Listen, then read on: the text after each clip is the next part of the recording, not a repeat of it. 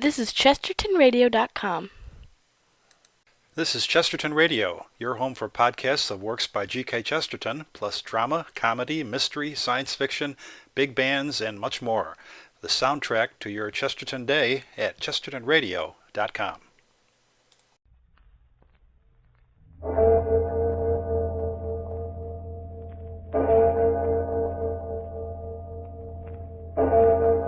Murder at midnight. Let go of me. Let go. First, I have a little surprise for you. Look there, right in front of you. Tombstone. 3 of them. The first one is your mother. Oh. The second one is your brother. They're both sleeping soundly under them. And the third one... It's mine.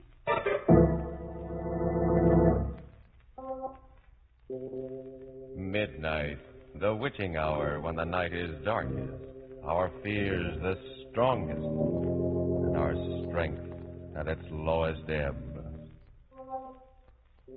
Midnight, when the graves gape open and death strikes. How? You'll learn the answer in just a moment in The Man with the Black Beard.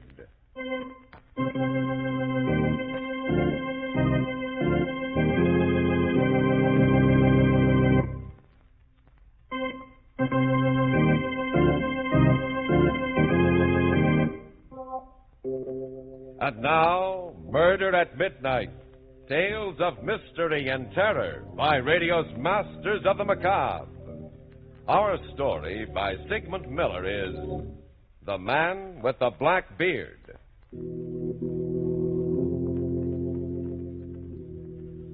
A few minutes before 12 o'clock, midnight, Charles Corbett is sleeping peacefully, but not his wife, Evelyn.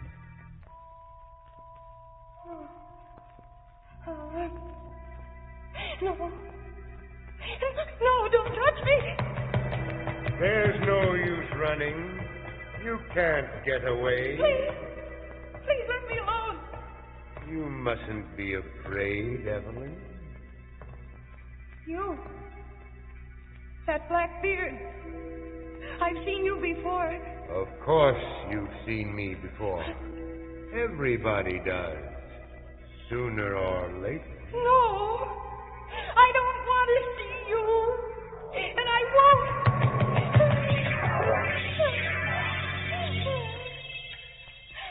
Scalpel, please.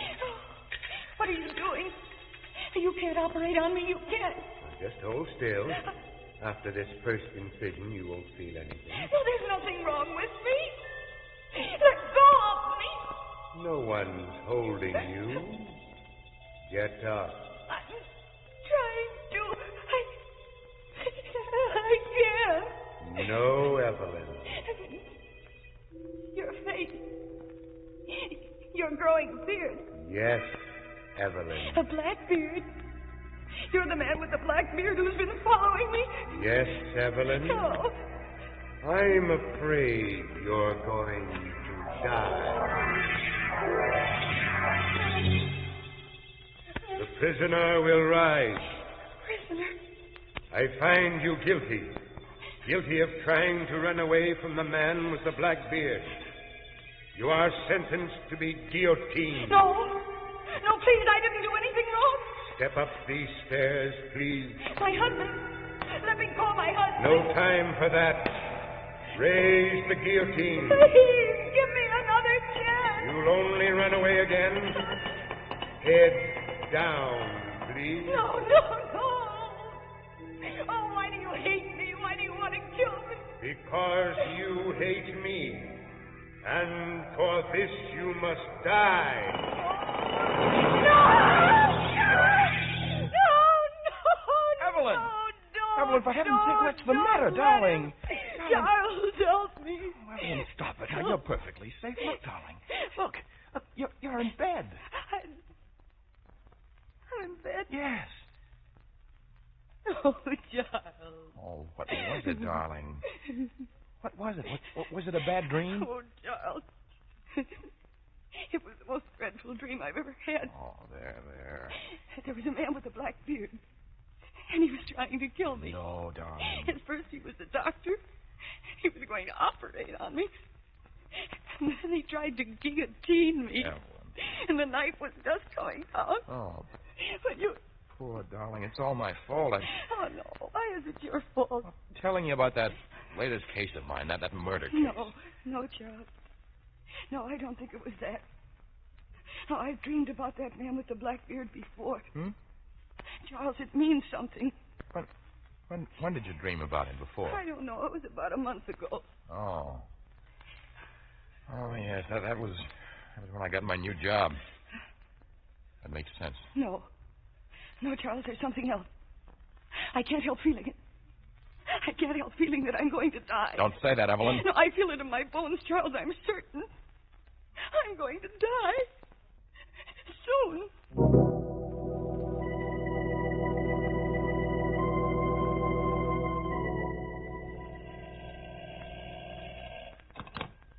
Corbett speaking. Mr. Corbett, I'm glad I got you. Central Hospital's been trying to reach you. Who? Central Hospital. Oh, they must have the wrong Corbett. I don't know anyone there. Oh, they said it was about your wife. My wife? What about her? Well, she collapsed down the street, and they brought her into the hospital. Okay. I'm going right over.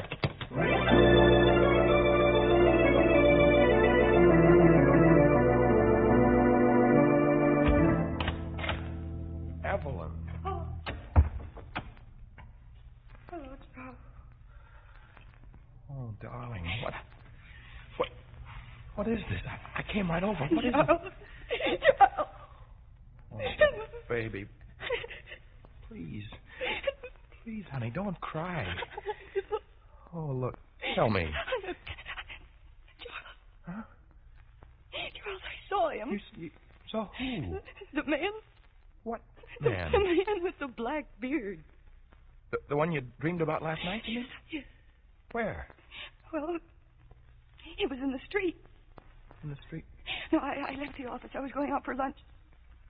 And I was just going out of the lobby when I saw him. A man with a black beard. Oh, now, darling. I stared at him. I tried to place him. And then I realized that he was the man from my dream. He nodded to me, Charles. I guess I must have fainted. Well, Evelyn, honey, it can't be the same man. It's just your imagination. No, Charles, it's not. It was the same man. I remember his face in every detail. No, I don't see. Well, I guess we have to do something about this, darling. What can we do? Look. Suppose we go to see Dr. Lieber. He should be able to help you. No. It's no use, Charles. He's after me. The man with the black beard. I'm going to die, Charles. I'm going to die.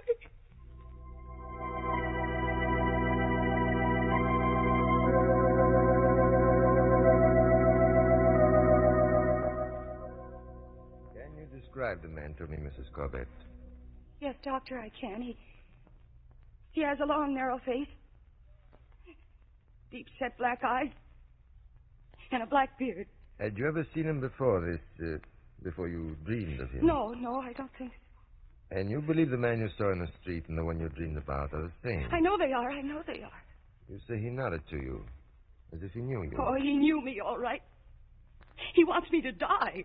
You met him twice? Yes, and both times he nodded.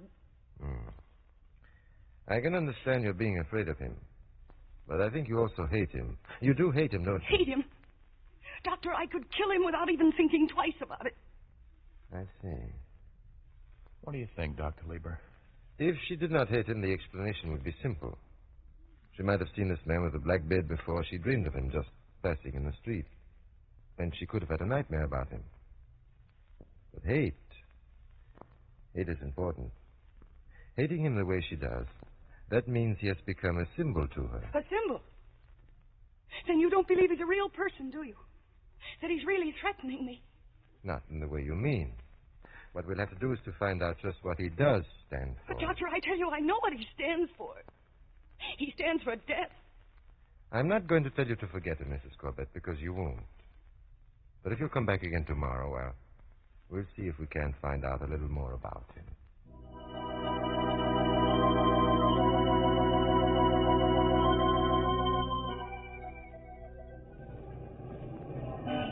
Why, Charles.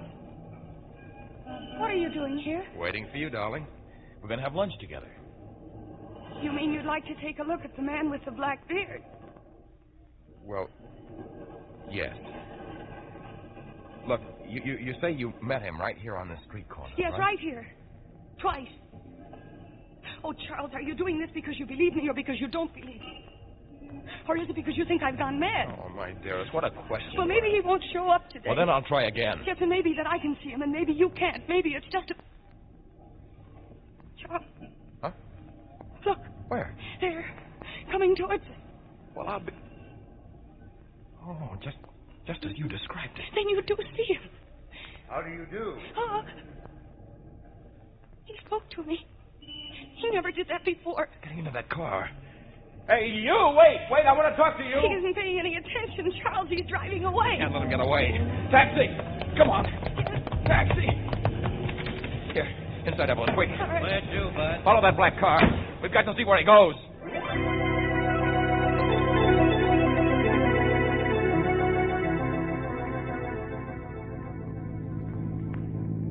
Listen, mister, how much longer are we going to keep tailing this guy? We're way outside the city limits. Yeah. We're going to tail him until we find out where he's going. You haven't lost him, have you? No, he can't go much further because this road... Hey, he's turning off. Huh?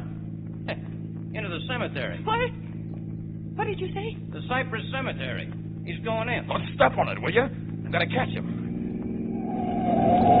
Don't worry. There's just this one road, and the entrance gate's on the other side of this curve. There's an attendant there. He'll have to stop and show a pass or something. Holy smoke. He's gone. Hey, stop at that gate, will you? Yes, sir. Excuse me, we're looking for a big black car that just came through here. Black car? There hasn't been a car through here for an hour. You see, Charles, you see, I told you. Stop it, Evelyn. I told you. Stop it.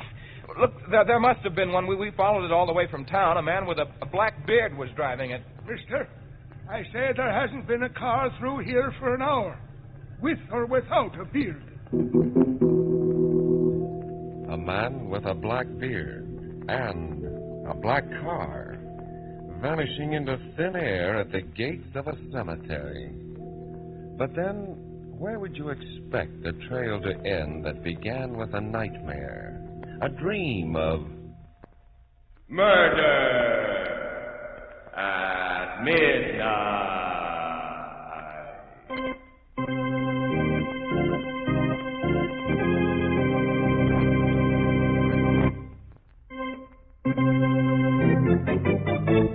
And now back to Murder at Midnight and The Man with the Black Beard. We find Evelyn deep in another terrifying encounter with the man who haunts her day and night. Evelyn.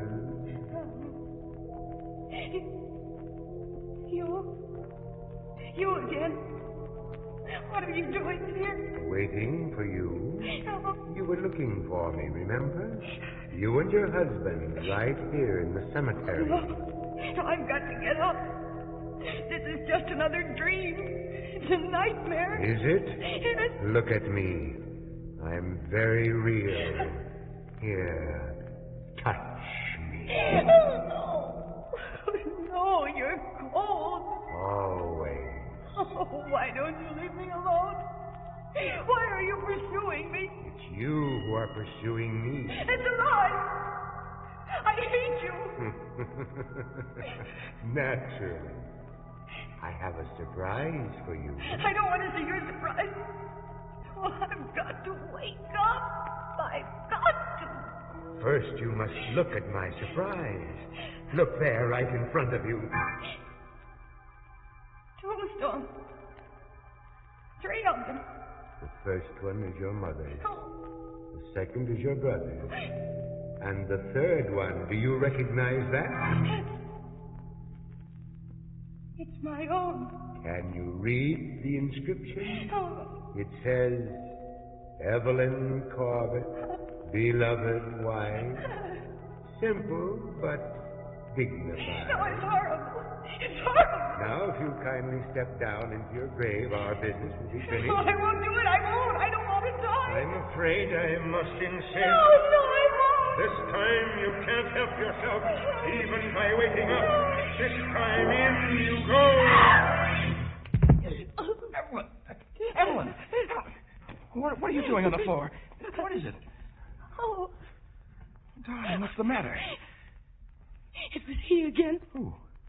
It was the man with the black beard. He threw me into my grave. Oh, no, darling. You fell off the bed, that's all. Oh, Here, darling, let me help you up. Back on the bed. There. Oh, Charles.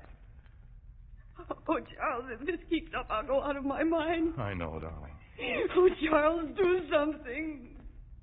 You just got to do something. So you actually saw him, this man with the black beard, Mr. Corbett? I certainly did. He looked just as Evelyn described him to. And he disappeared at the cemetery? Yes, Doctor, he did. Well, that isn't so mysterious. He might have gone off on a side road or something like that. But he didn't, Doctor. He just vanished into thin air. Mrs. Corbett, I want you to try to remember how many times you've dreamt about him. That's important. Yes. 3 times. Are you sure? Well, I think I am. When was the last time someone close to you died? Died. About 6 years ago. Who was it? It was my brother. My only brother. Were you very fond of him? Yes. Did you have nightmares then? Well, Yes, I think so. Did you dream about the man with the black beard then? I'm not sure. Think back. No, I can't remember. I have a feeling that I did.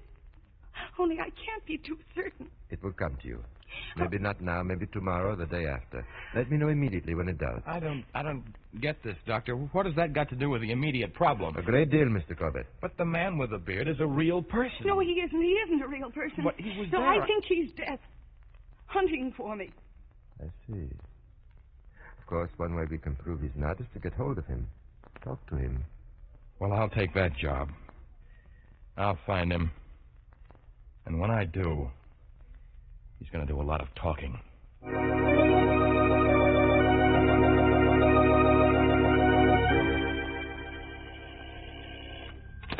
Hello. Mr. Corbett? Yes? Oh, this is the office calling.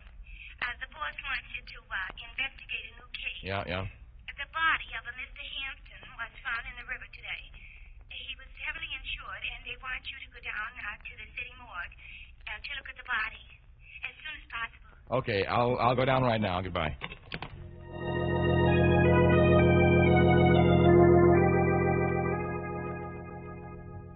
When was that body fished out of the river? Several hours ago. Uh-huh. Okay. You can put the sheet back. So what do you think? Murder, suicide, or accident? Well, I don't know yet. Hey, there he is. Here. He? Who? The man with the black beard. He just walked out of the slab room. I didn't notice. Hey, wait a minute. Oh, gone. He must have taken the elevator. I'll ring. Oh, I've got to find that guy. Come on. Okay, watch your step. Did you just take down a man with a black beard? No, sir. But you must have. He came out of here just a minute ago. Well, maybe he walked down. It's only 2 flights. Oh? Where are the stairs? Right over there. Okay, I'll see.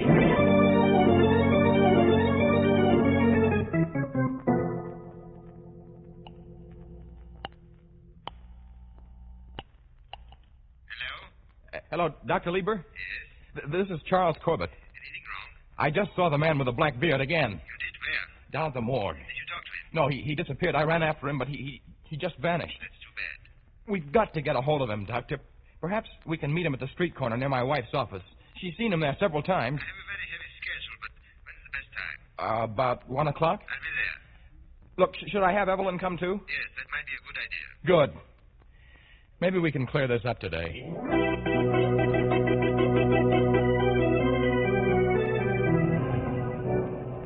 Charles, I'm afraid afraid. There's no reason to be afraid, dear. I'm with you, and Dr. Lieber will be here any minute. Well, if I see him again, I don't know what'll happen. Nothing will happen. Believe me, darling. Look, once we talk to him... Here he comes. Where, Charles? Right there. Dr. Lieber. Oh, I thought you startled me. Hello. I'm glad you could come, Doctor. And I'm terrified. Doctor, do we have to do this? It's the quickest way of getting to the bottom of it. What time have you got, Mr. Corbett? I have 5 to 1. Yes, it's just about the time he passes by. I hope he doesn't keep us waiting too long. Dr. Lieber, really, you've been wonderful about this whole thing. If it hadn't been for you and Charles, I don't... What is it, Mrs. Corbett? What's the matter? Look, over there. It's he.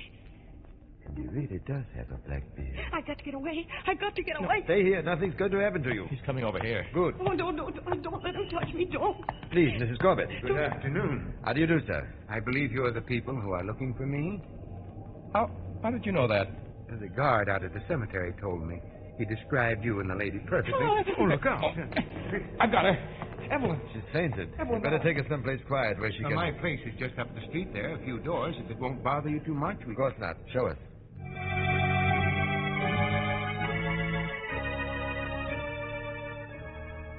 Here we are. But this is... It says Blakely's funeral parlor. Yes, I'm Mr. Blakely. An undertaker? Yes, a mortician. Of course. This is finally beginning to make sense. Put it down on the couch there, Corbett. Makes sense. How? Do you know Mrs. Corbett, Mr. Blakely? I've seen her a few times in the street. We seemed to have lunch at about the same time. She stared at me, and I assumed she knew me, so I nodded to her. You've had no other dealings with her? Not that I know of, no. What was your wife's maiden name, Corbett? Huh? Harper. Why? Would you look that name up in your files, Mr. Blakely? Why, yes, of course. Let me see. Hadley, Halton, Harper. Cecilia M. Died January 26, 1926. Buried... Why, that was her mother. And that's the answer. She loved her mother very much. Very much. Yes, she was only 6 years old at the time, but she always 6. said... An age of deep feeling, without any real understanding of cause and effect. Her mother died, and Mr. Blakely came and took her away. As a result, she attributed her death to him. He came to represent death to her, and thus became an object of terror and hatred. But I don't understand. After all these years... She didn't remember him consciously because she wanted to forget about him. But the subconscious mind never forgives or forgets. She must have seen him in the street without really being aware of it. Then her subconscious mind went to work, started creating those nightmares. And you think that when we tell her all this and we explain... I'm sure of it. Yes, but Doctor, how can we explain the attendant at the cemetery and the guy at the morgue? You know, they said they hadn't seen him. Now that we know that Mr. Blakely, the bearded man, is an undertaker, a mortician, the explanation is simple. He was such a familiar figure at the cemetery and the morgue that his presence did not quite register on their conscious mind. Just as we never notice our waiter at a restaurant. Oh, yes. Oh, yes, of course. I see. Now, let me take a look at her. She should be coming to now. Good Lord. What is it? Doctor, what's the matter? I don't seem to find any pulse. I'm afraid. The strain and the shock. You mean... You mean... I'm afraid she is, Mr. Corbett. After all, when we believe someone to be deaf, they can be deaf.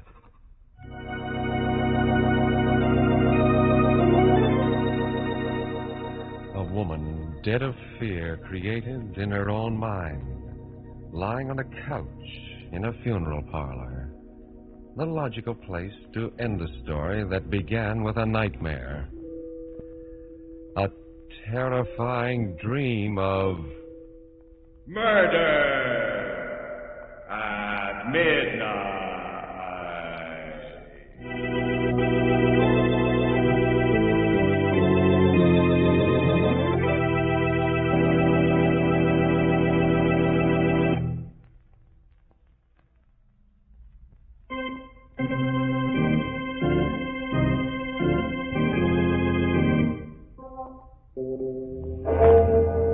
Remember to be with us again when death steps smiling from behind a tombstone, and the clocks strike 12 for Murder at Midnight.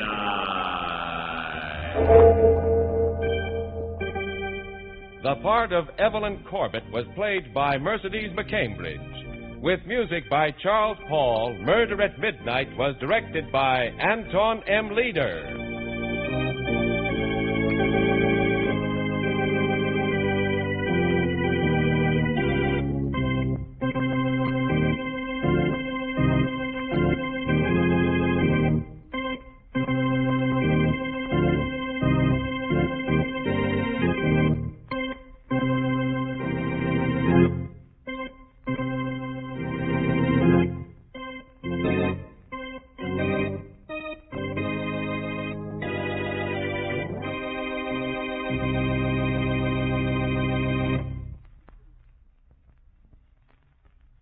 This is Chesterton Radio, your home for podcasts of works by G.K. Chesterton, plus drama, comedy, mystery, science fiction, big bands, and much more.